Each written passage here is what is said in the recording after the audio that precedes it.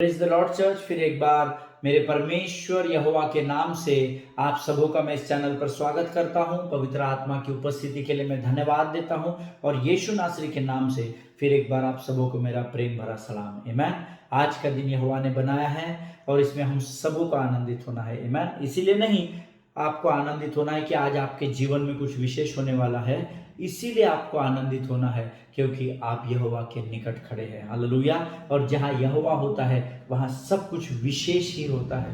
Everything is special, है ना। वहां पर कोई भी साधारण बात नहीं होती, क्योंकि जहाँ यहोवा परमेश्वर होता है वहां सब कुछ अलौकिक बातें होती है। आमीन। प्रभु आपको इस सुंदर दिन में यीशु के नाम में मैं आप सबों को आशीष देता हूँ। प्रियो, परमेश्वर का धन्यवाद हो कि फिर उसने मुझे और आपको इकट्ठा किया है।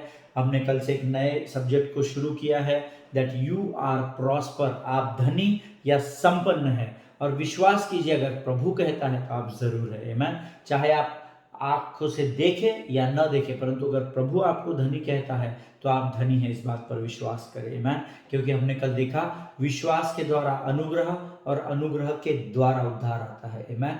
तो प्रियो, आपको ये ध्यान रखना पड़ेगा कि जब जब संपन्नता की बात आती है तो संपन्नता जो है या आपका धनीपन जो है या आपकी रईसी जो है वो आपके पास संसार में होने वाली बातों से नहीं दिखती है, लेकिन स्वर्ग में आपने कितना धन इकट्ठा किया है इसके अनुसार ही वो पृथ्वी पर उंडेला जाएगा। आमीन। इसीलिए कल हमने एक वचन पढ़ा था, 3 यूहन्ना उसका 1 अध्याय 2 वचन, जैसे तू आत्मिक बातों में उन्नति कर रहा है वैसे ही तू सब कामों में उन्नति करता रहे और भला और चंगा बना रहे। हालेलुया। सो सबसे पहले it comes to spiritual growth, आत्मिक उन्नति के विषय में प्रभु हमें बताता है। हमने कल कुछ बातों को सीखा था। प्रभु हमें आशीष दे कि प्रभु ने फिर एक बार यह दिन मेरे और आपके जीवन में जोड़ा है। और आगे बढ़ने से पहले मैं चाहता हूँ एक बार फिर हम प्रार्थना करें और अपने आप को प्रभु को समर्पित करें। आमीन।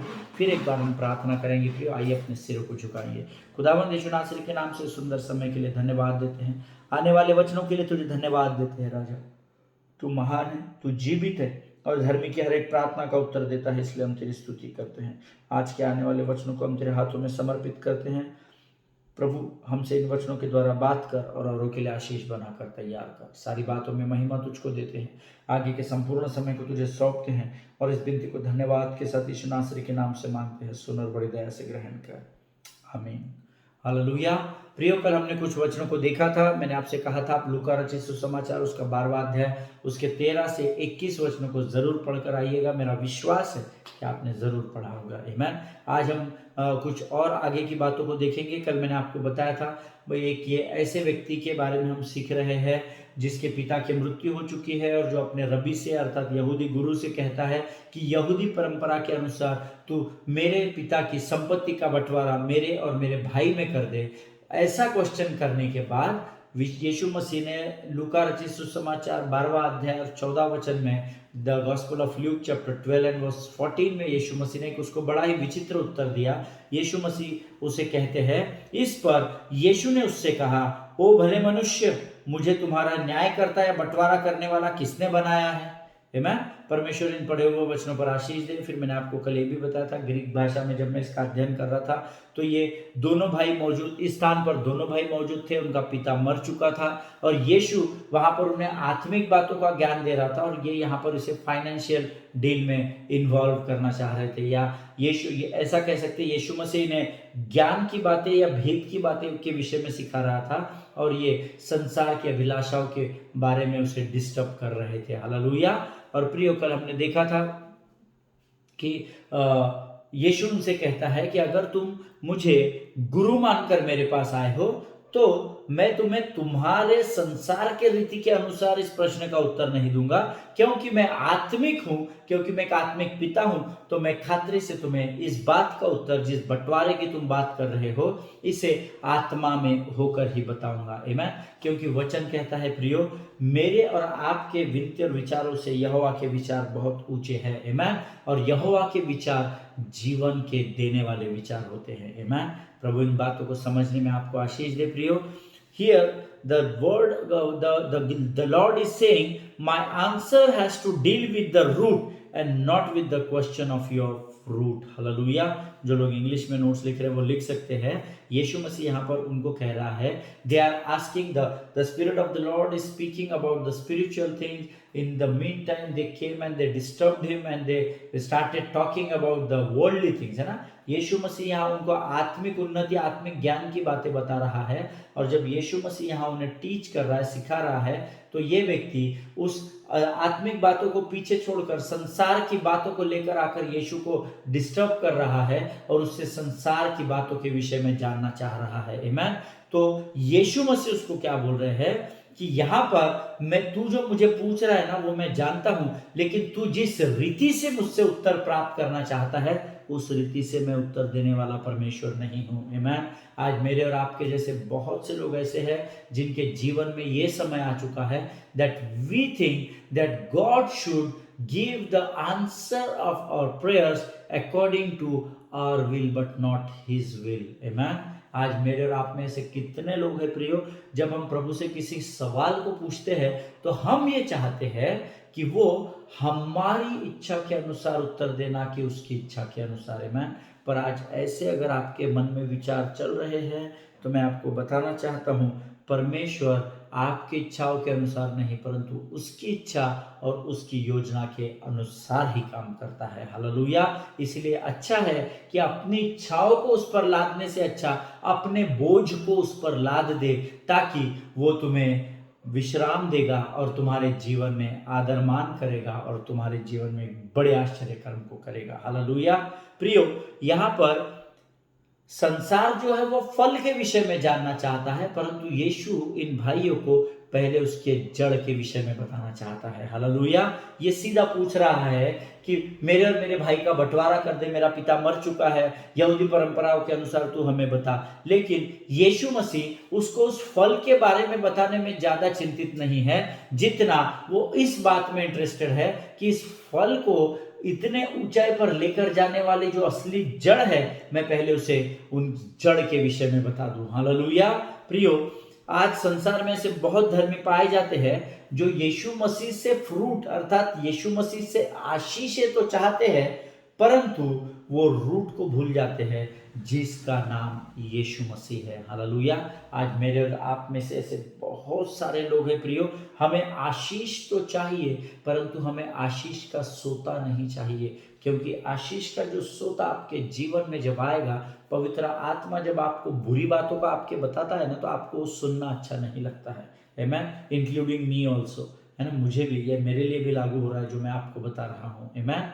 जब यीशु मसीह हमारे पास आते हैं या पवित्र आत्मा किसी बुरी बात को लेकर हमें कन्विक्ट करता है तो हमें वो पसंद नहीं है। हम चाहते हैं परमेश्वर हमसे हमारे हिसाब से बात करे। आमीन। तब हम प्रभु को प्रभु कह के ताली बजाएंगे, yes yes yes I prayed and you heard my prayer Lord, yes yes Lord you are हम गीत गाते हैं ना, yes Lord yes Lord yes yes Lord amen. जब हमारे हिसाब से होता है तो यस यस लॉर्ड होता है, हमारे विरुद्ध, हमारे विचारों के विरुद्ध जब हमारे जीवन में कार्रवाई होती है तो कौन सा लॉर्ड होता है। आमीन। पहले तो yes yes Lord and then which Lord, why Lord, why me Lord, ऐसे बहुत सारे सवाल हमारे जहन में शैतान डाल देता है। आमीन। लेकिन प्रियो, वचन चाहता है कि जिसको फल चाहिए उसे पहले जड़ को जानना जरूरी है। हालेलुया। क्योंकि जड़ को जान जाएंगे ना, फल तो आप एक तोड़कर खा लेंगे, आपकी एक बार सभा होगी, मीटिंग होगी, एक बार प्रभु आपको इस्तेमाल कर लेगा, लेकिन जब आप जड़ को या गहराई को समझ लेंगे ना, परमेश्वर आपको बहुत सारे फलों से लदा हुआ पेड़ बनाएगा। आमीन। जिनके कान हो वो सुन ले कि प्रभु क्या कहना चाहता है। आमीन। प्रियो, मेरा यीशु मसीह ना तो आपका ना तो मेरा कर्जदार है। आमीन। He is not the debtor of any man, ऐसा वचन कहता है। यीशु मसीह किसी भी व्यक्ति का कर्जदार नहीं है। हालेलुया। जब मैं इस अध्ययन को कर रहा था तो मुझे बड़ा आनंद आ रहा था, क्योंकि बहुत अद्भुत वचन है ये सारे। आज जो संसार में हम परिस्थिति देख रहे हैं कि कई लोग हमारे पास आते हैं, हमें हमारे लिए प्रार्थना कीजिए पास्टर, हमें बहुत साल से बच्चा नहीं हो रहा है, कलीसिया उनके लिए प्रार्थना करती है, लव लगाकर बोझ के साथ प्रार्थना करती है। पता चलता है 3 महीने बाद सिस्टर का, 4 महीने बाद, 6 महीने बाद फ़ोन आता है, थैंक यू ब्रदर, आपके प्रार्थनाओं के लिए मेरा प्रेगनेंसी रह गया है और प्रभु ने मुझे आशीष देने पर है। और फिर वो बड़े लगातार, बड़े ईमानदारी के साथ दोनों पति पत्नी कलीसिया में हर संडे को आएंगे। वो गर्भ जब तक नहीं बाहर आ जाता तब तक लगातार वे लोग कलीसिया में बने रहते हैं। लेकिन जैसे ही उन्हें बच्चा होता है, जैसे ही डेडिकेशन हो जाता है, तो बच्चे को तो वो रख लेते हैं, लेकिन बच्चा देने वाले परमेश्वर को वो भूल जाते हैं। हालेलुया। प्रियो, we need to understand that there is no fruit without root. Hallelujah. जितने लोग सुन रहे हैं वो इस बात को जरूर से लिख लीजिए, that you need to, a righteous man needs to understand, जो धर्मी व्यक्ति है उसे ये समझना बहुत बहुत बहुत जरूरी है, that where there is no root inside there is no fruit above. Amen. जब तक जड़ में बोया ना जाए या गहराई में बोया ना जाए, तब तक वो फल को नहीं दे सकती है। Amen. हर एक व्यक्ति को फल चाहिए, पर जड़ को समझने कोई भी तैयार नहीं है। Amen. आप शायद वैसे न हो, पर आपके आसपास में, आपके आस पड़ोस में बहुत सारे लोग होंगे। इसीलिए रोज मैं अपने सरमन के डिस्क्रिप्शन में लिखता हूँ, कीप स्प्रेडिंग द गॉस्पल, सुसमाचार को फैलाते रहिए। मैं अपनी जड़ों को मजबूत कीजिए, अपनी जड़ों को चौड़ा कीजिए, ताकि आने वाले समय में आपकी सेवकाई में आप बहुत सारे फलों को देख सके। हालेलुया। प्रियो, always understand that without root there is no fruit. Amen. जब तक आप बीज नहीं बोएंगे तब तक आप कभी भी कटनी को नहीं काटने पाएंगे। आमेन। प्रियो, एक वचन जो हमने आज पढ़ा, लूका रचित सुसमाचार, उसका 2 अध्याय, उसका 14 वचन, उसके आगे के वचन को हम पढ़ेंगे। The gospel of Luke chapter 12 verse 15, लूका रचित सुसमाचार उसका 12वां अध्याय और उसका 15 वचन हम सब मिलकर पढ़ेंगे। यीशु ने उनसे कहा, सावधानी के साथ सब प्रकार के लोभ से अपने आप को दूर रखो, क्योंकि आवश्यकता से अधिक संपत्ति होने पर भी जीवन का आधार उसका संग्रह नहीं होता। अद्भुत वचन है, जिसने इसको समझ लिया उसने अपने जीवन को पा लिया। प्रियो, आमेन। वचन कहता है, सावधानी के साथ सभी प्रकार के लोभ से अपने आप को दूर रखे। आमेन। जो लोग अध्ययन कर रहे हैं ना, जिनके हाथ में इस समय बाइबल है, कुछ शब्दों को आप अंडरलाइन कर लीजिए। सभी प्रकार के लोभ से, इतने बात को आप अंडरलाइन कर लीजिए। हालेलुया। प्रियो, यह वचन जो है वो हमें सावधान होने के विषय में कह रहा है। सबसे पहले सचेत रहो, सावधान रहो, यह हमें वचन सिखा रहा है। जब मैं इस वचन का अध्ययन कर रहा था, तब मुझे पता लगा पवित्र शास्त्र में 156 बार सावधान रहो या सावधान ये शब्द आया है ना। बी अवेयर ये शब्द 156 बार आया है, ऐसा वचन बताते हैं हमें। गूगल का अगर आप अध्ययन करेंगे तो शायद उसमें 153 या 154 ऐसा लिखा हुआ है, परंतु जो सटीक बाइबल का अध्ययन करते हैं वे सब जानते हैं कि 156 time be aware this word has appear in the Bible. 156 बार सावधान रहो ऐसा वचन में लिखा गया है। अब जब मैं इसको कैलकुलेट कर रहा था तो almost 365 days of the year, हम सब जानते हैं 365 दिन होते हैं, उसमें तकरीबन 150 से अधिक बार ये शब्द आया है। आमेन। जब मैं प्रभु से पूछ रहा था तो परमेश्वर ने कहा कि एक साल में कम से कम आधा महीना, 6 महीने, तकरीबन 6 महीने और उससे अधिक, अमित तुझे सावधान रहने की जरूरत है। हालेलुया। क्योंकि जिस समय आप बहुत लो होते हैं, जिस समय आप डिप्रेशन में होते हैं, जिस समय आप मायूस या निराशा में खो जाते हैं, उस समय शैतान आपके ऊपर हावी होने की कोशिश करता है। मैं इसीलिए लगातार वचन कहता है सावधान रहो। यहाँ पर वचन कहता है सावधानी के साथ सभी प्रकार के लोभ से अपने आप को दूर रखें।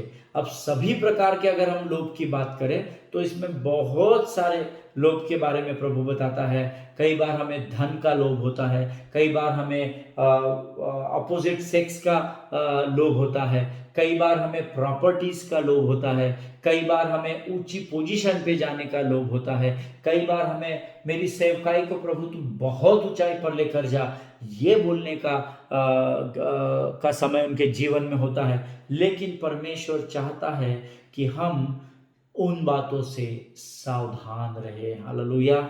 यहाँ हमने देखा सभी प्रकार के लोभ से आपको सावधान रहने की जरूरत है। जिनके कान हो वो सुन ले कि प्रभु का आत्मा क्या कहना चाहता है। क्योंकि प्रियो, जो लोभ में एक बार फंस जाता है, जो एक बार ग्रीड में फंस जाता है, वो उसका उस लोभ से बाहर निकलना बहुत बहुत बहुत मुश्किल होता है। हालेलुया। प्रियो, 156 बार अगर 156 times if this word is appearing in the Bible, that means it has a big meaning. Amen. इसका अर्थ है, क्योंकि 156 जो डेट है, जो अंक है ना, उसको अगर आप मिलाएंगे, ऐड करेंगे, 1 + 5 + 6 is equal to 12, 1 + 5 is equal to 6 and 6 + 6 is equal to 12। मैंने आपको बहुत समय पहले बताया था कि आने वाले समय में हम न्यूमरोलॉजी की भी पढ़ाई करेंगे, है ना, हम अंक गणित की भी पढ़ाई करेंगे कि उसके विषय में बाइबल हमें क्या बताता है। आमेन। इसीलिए जब मैं इसका अध्ययन कर रहा था तो मैंने पाया कि सावधान रहो, ये शब्द 156 बार बाइबल में आया है। 156 को अगर आप टोटल करेंगे तो 1 + 5 is equal to 6, 6 + 6 is equal to 12 and is again 1, 12 जो है 1 and 2, 1 + 2 is equal to 3। और 3 जो शब्द है, मैंने आपको पहले भी बताया है, वो सीधा त्रिएक परमेश्वर के साथ जोड़ा जाता है। परमेश्वर पिता, परमेश्वर पुत्र, परमेश्वर पवित्र आत्मा। हालेलुया। 156 बार परमेश्वर ने स्वयं इस शब्द को इस पवित्र शास्त्र में उंडेला है। इसका अर्थ है परमेश्वर बड़ी गंभीरता से चाहता है कि आप सटीक रहे, आप सचेत रहे, या आप लगातार सावधान बने रहे, क्योंकि गरजने वाला सिंह आपको लगातार फाड़ने के लिए तैयार बैठा है। हालेलुया। प्रियो, परमेश्वर किसी का भी कर्जदार नहीं है। मैं आपको एनकरेज करना चाहता हूं। आज मेरा वचन यहाँ थोड़ा जल्दी समाप्त हो चुका है, क्योंकि इतनी ही बातें मुझे प्रभु ने आज आपके मध्य में लेकर भेजा है। मैं चाहता हूं आप लगातार वचनों को पढ़ते रहे और उसमें बढ़ते रहे। प्रियो, आप देखिए आने वाले दिनों में कैसे डायनामो बनकर परमेश्वर आपको आपकी सेवकाई में ऊंचाई पर लेकर जाएगा। हालेलुया। आज हम यही समाप्त करेंगे। परमेश्वर आपको बहुत ऐसे आशीष दे। अपने पासवानों के लिए, उनके परिवारों के लिए लगातार प्रार्थना करते रहिए, स्वस्थ रहिए, सुरक्षित रहिए और सोशल डिस्टेंसिंग का जरूर पालन कीजिए। हालेलुया। परमेश्वर आप सबों का आशीष दे। All glory to God. All the best.